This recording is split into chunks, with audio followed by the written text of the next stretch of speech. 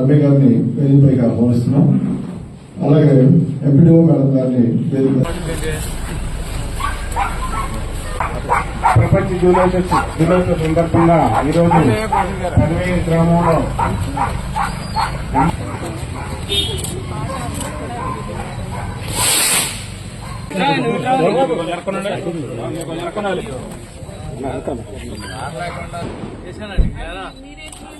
చివరిగా కట్టెలు ఏమైనా ఉన్నాయా పెట్టియా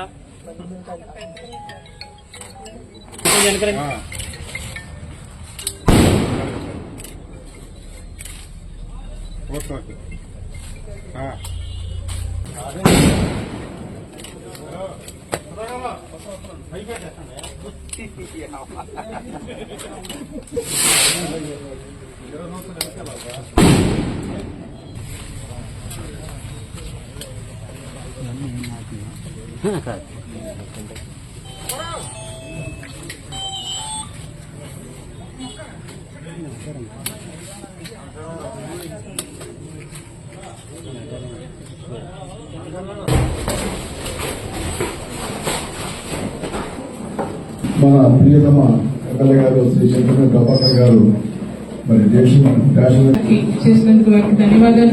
మండల పరిషత్ అధ్యక్షుడు వారిని కోరుతున్నాను. వివిధ శాఖల సమీక్షతో ప్రారంభిస్తాము. ఈనాటి మండల పరిషత్ సర్వసభ్య సమావేశానికి ముఖ్య అతిథులుగా చేసిన మన పెద్దూరు శాసనసభ్యులు గౌరవనీయులు చింతమనేని ప్రభాకర్ గారికి, అలాగే ఎంపీడీఓ మేడం గారికి, అలాగే వివిధ శాఖల డిపార్ట్మెంట్స్ అధికారులు.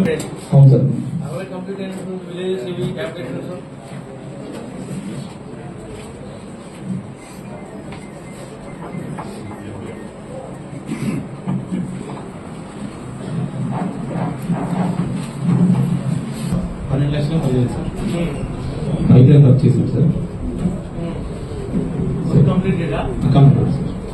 Complete sir. దగ్గర కొంచెం ఎడంగా పెట్టి మాట్లాడండి. నేను ఎమ్మెల్యే గారు కూడా సార్.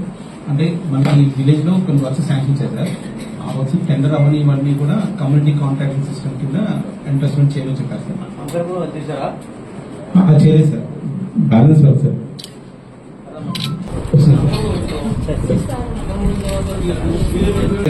సార్ అది ప్రోగ్రెస్ వర్క్ సార్. ట్యాంక్ కాకుండా సార్ 12 లక్షల 10,000 కంప్లీట్ అయింది సార్. 30 లక్షల 80,000 ఇందులో వడ్డీ కూలిసంగా చేస్తాం సార్. అవును సార్. పలానా బజారు ఊరి పేరు ఉంటుంది కదా, అంటే ఇందులో ఇచ్చిన ఏంటంటే 3,20,000 సార్. ఆ ఊరు సర్పంచ్ గారికి ఎంపీటీసీ గారికి చెప్పావాడా? తెలిసే ఉన్నాయా? ఎవరికి చెప్పలేదండి. మొత్తం లోపల డిజిటల్ కూడా లీక్ అయిపోయింది. ఎవరు డమ్ములు అయిపోయిందని ఎన్నిసార్లు రెస్పాన్స్ లేదు. ఇది సరే 3 నెలల్లో చెప్పింది. 22 మిగిలిన ఎందుకు స్టార్ట్ అవ్వాలా? పెట్టుకోమని చెప్పి ఇచ్చారు. అలా అమ్మాయిని బిడ్డని ఇచ్చారా? తాత్కాలికంగా పెట్టి అడగ తీసుకొచ్చి 10 లక్షలు ఏ ఊర్లో ఏ రైతుకి ఎలా కొట్టావో అవి డీటెయిల్స్ అని పెట్టారు. కన్నాపురం నుంచి వేగవాడు వచ్చి వేరమగుంటలో పనిచేసినట్టుగా 5 లక్షలు కన్నాపురం వాళ్ళకి పేమెంట్లు చేసి ఫీల్డ్ ఆఫీసర్ వెళ్ళి ఇంటింటికి తిరిగి వసూలు చేసుకున్నాడు సార్. చెప్పమని చెప్పాను సార్. అది 2021లో జరిగింది సార్. నేను 2021 మే నెలలో వచ్చాను సార్. నేను రాకముందు అది డబ్బులు ఎవరైతే డ్రా చేశారో వాళ్ళ దగ్గర నుంచి రికవరీ చేపిస్తారు. కానీ పంటకాలం చేయమంటే పంటకాలం కూడా పెట్టండి. 8 సంవత్సరాలు దగ్గర 3 సంవత్సరాలు మొత్తుకుంటున్నానండి నేను. కింద రైతులు ఎకరం అనేకం ఉన్న వాళ్ళు మొదటొచ్చి మురికిపోతున్నారు. పంట ఇప్పుడు 7 కాడ నుంచి అచ్చపర్తి 1.3 సార్. నెక్స్ట్ టైం సార్ ఒక ఎకరా 3 సెంట్లు ఎకరా 3 సెంట్లు ఎక్కడ కొన్నారు?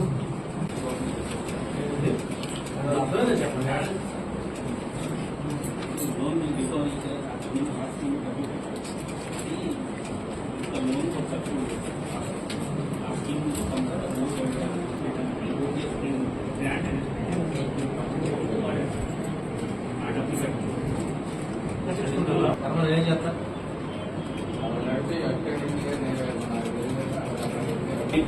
దాని వల్ల ఏం చేశారంటే ఈయన ఈ సైట్ ఫిల్లింగ్ అని ఇచ్చారు. ఇచ్చిన తర్వాత ఎర్రమట్టి ఇచ్చారు. దాంట్లో పోలేసి మళ్ళీ దాని అవసరాల నిమిత్తం నైట్ టైం ఏం చేస్తారంటే ఎర్రమట్టి మొక్కలు బాబు ఎక్కడ నెక్స్ట్ 20 ఎకరాలు 315 ఫ్యాక్టరీ సార్ చదివాను సార్ 20 ఎకరాలు తీసుకుంటారా? 2 ఎకరాలు 2.6 అతను ఫార్మర్ ల్యాండ్ ఉందా? ఉంది సార్. ఎన్ని ఎకరాలు ఉంది? ఎంత కొట్టావు? 27,000 చేశాను సార్. దేనికి చేశావు 27,000? మొక్కలు నాటిన దానికి ఎరువులకి చేశాను సార్ 27,000. మొక్కలు ఏ మొక్కలు నాటాడు? ఏ ఎరువు కొన్నాడు? అతను పొలం ఎక్కడ ఉంది ఆ ఊళ్ళో? ఈరోజు పెదవేగి మండలం సర్వసభ్య సమావేశానికి హాజరైనటువంటి వారందరికీ కూడా, ప్రజాప్రతినిధులకు, అధికారులందరికీ కూడా హృదయపూర్వక నమస్కారాలు. మండలంలో అంతా కూడా అస్తవ్యస్తంగా ఉంది. ఏది కూడా ఒక స్పష్టమైనటువంటి విధానంతో నడిచి ఉండలేదు. ఇళ్లు చూసుకుంటే ఇళ్లకు కావాల్సినటువంటి భూమి విషయంలో కొనేటప్పుడు సరైనటువంటి భూములు కొనకుండా వీళ్ళ కమిషన్ల కోసం, వీళ్ళ కకూర్తి బుద్ధి కోసం ఎక్కడో మారుమూల ప్రాంతాల్లో నిరుపయోగమైనటువంటి ప్రదేశాల్లో భూమిని ఎక్విజేషన్ చేయటం, అదేవిధంగా ఎన్ఆర్ఈజీఎస్ ద్వారా కొన్ని స్థలాల్ని గతంలోనే మేము మెరక చేసి ఉంటే వాటికి వీళ్ళు బిల్లు పెట్టుకుని డ్రా చేయటం, ఇలాంటి అనేక అవకతవకలతో ఇప్పటి వరకు పరిపాలన కొనసాగింది. ఇక మీదట ఇలాంటి అన్నింటికి కూడా పరిష్కారాన్ని చూపిస్తాం. తప్పనిసరిగా ఏదైతే సూపర్ 6 వాగ్దానం చేశామో అవన్నీ ఒక్కొక్కటిగా అమలు చేసి తీరుతాం. దీంట్లో ఏ రకమైనటువంటి సందేహం లేదు. ఆర్థిక వనరులు లోటుండటంతో అన్నింటినీ కూడా అధిగమించడానికి మరి మా కూటమి చంద్రబాబు గారు కావచ్చు, పవన్ కళ్యాణ్ గారు కావచ్చు, మోదీ గారు కావచ్చు, మరి మేమందరం కూడా అన్ని పార్టీలు కూడా కలిసి కృషి చేసి ఈ యొక్క రాష్ట్రాన్ని గాడిని పెట్టేటువంటి బాధ్యతని ప్రజలు మాకు ఇచ్చారు. దాన్ని పూర్తిగా వాళ్ళ యొక్క నమ్మకాన్ని ఒమ్ము కాకుండా అన్ని రంగాల్లో కూడా నియోజకవర్గాన్ని, రాష్ట్రాన్ని ముందుకెళ్ళడానికి మేమందరం కూడా కష్టపడి పనిచేస్తామని చెప్పి కూడా ఈ సందర్భంగా తెలియజేస్తా ఉన్నాం.